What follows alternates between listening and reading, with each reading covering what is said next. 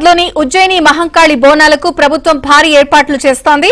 Sanath Nagar MLA Talasani Srinivas Yadav అధికారులతో కలిసి ఏర్పాట్లను పరిశీలించారు.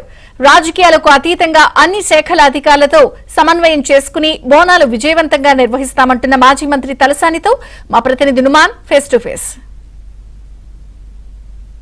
ఇటు భాగ్యనగరం వ్యాప్తంగా బోనాల వేడుకలు ఘనంగా జరుగుతున్నాయి. ముఖ్యంగా ఇటు ఆదివారం జరగబోయేటటువంటి లష్కర్ బోనాల కోసం ఇప్పటికే భారీగా ఏర్పాట్లు చేస్తున్నటువంటి పరిస్థితి. సో ఈసారి ఏర్పాట్లు ఎలా ఉండబోతున్నాయి, ఎంతమంది భక్తులు వచ్చేటటువంటి అవకాశం ఉంది, ఏంటి అనేది కూడా తెలుసుకుందాం. ప్రస్తుతం మనతో పాటు మాట్లాడడానికి మాజీ మంత్రి ఎమ్మెల్యే తలసాని శ్రీనివాస్ యాదవ్ గారు ఉన్నారు. వారితో మాట్లాడదాము. సో ఈసారి బోనాల వేడుకకు సంబంధించి వివరాలు తెలుసుకుందాము. సో చెప్పండి, ముఖ్యంగా బోనాలు అనగానే లష్కర్ బోనాలు, సో సికింద్రాబాద్ బోనాలకు సంబంధించి ఈసారి ఏర్పాట్లు ఎలా ఉండబోతున్నాయి?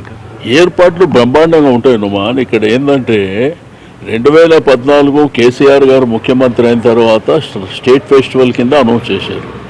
అంతకుముందు అనేక సంవత్సరాల నుంచి డిమాండ్ ఉన్నప్పుడు ఎవరు చేయలేకపోయారు. ఆటోమేటిక్ స్టేట్ ఫెస్టివల్ కాబట్టి ఏర్పాట్లు అన్నీ జరుగుతాయి. రెండోది, ఉజ్జయిని మహంకాళి దేవస్థానం దగ్గర బ్రహ్మాండమైనటువంటి cement road, drainage, CC cameras కానివ్వండి, లైటింగ్ కానివ్వండి, అన్ని పర్మనెంటే ఉన్నాయి. కొత్తగా చేయవలసింది బ్యారికేడింగ్ చేసుకోవడం తప్ప. ఏర్పాట్లు బ్రహ్మాండంగా ఉన్నాయి, బ్రహ్మాండంగా చేస్తాం, బ్రహ్మాండంగా ఉన్నాయి. గవర్నమెంట్ సహకారం కూడా తీసుకుంటాం, రెగ్యులర్గా తీసుకున్నట్టు గవర్నమెంట్ సహకారం కూడా తీసుకొని అన్నీ బ్రహ్మాండంగా జరుగుతాయి. ఎందుకంటే మహంకాళి జాతరకు ప్రత్యేకత ఉంటుంది. తెలంగాణ వ్యాప్తంగా, యావత్ దేశవ్యాప్తంగా, ప్రపంచవ్యాప్తంగా కూడా విశ్వవ్యాప్తమైంది మీ యొక్క మాధ్యమాల ద్వారా. డెఫినెట్గా ఏర్పాట్లు బ్రహ్మాండంగా ఉంటాయి. లక్షలాది మంది ప్రజలు అమ్మవారిని దర్శించుకున్నటువంటి కార్యక్రమం. మహంకాళి జాతర అంటేనే ఒక ప్రత్యేకత.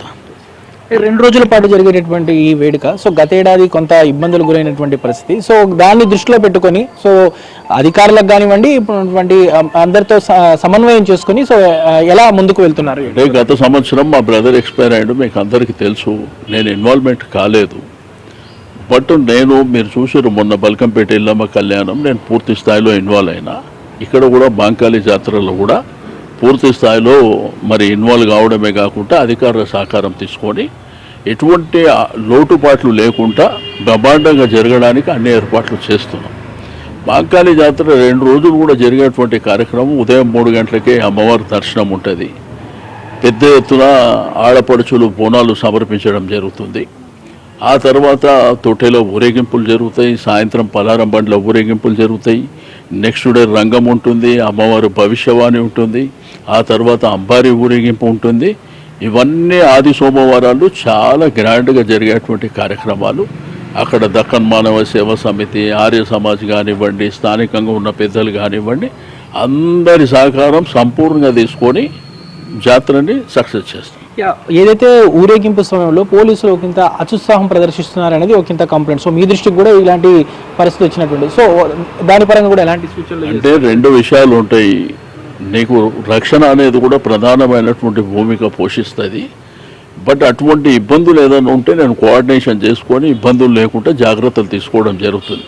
ఇక అక్కడక్కడ కొన్ని వస్తూనే ఉంటాయి. ఇప్పుడు జనం ఎక్కువైపోయినప్పుడు జరిగే పరిణామాలు వేరే ఉంటాయి.